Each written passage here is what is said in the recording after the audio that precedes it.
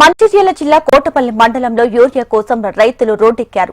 చెన్నూరు ప్రధాన రహదారిపై బైఠాయించి ఆందోళన చేపట్టారు. తమకు యూరియా బస్తాలు ఇవ్వట్లేదని నిరసన తెలిపారు.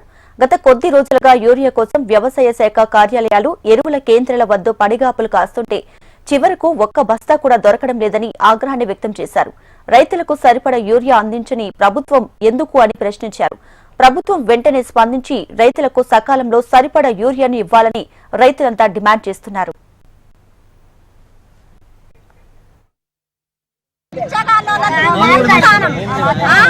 ఇప్పటికి 8 గంటలకు వచ్చినాం. ఇక్కడ మొన్న రాత్రితో 3ంటికి వచ్చినాము.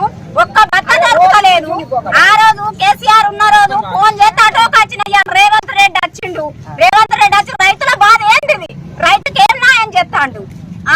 రోడ్ల పొంటి బిచ్చగాళ్ళకి రాడుతాండు, ఈడుతాండు. అక్కడ ఇక్కడ మేము ఎంత కానీ తిరుగుడు, ఎంత కానీ ఒక్క బత్త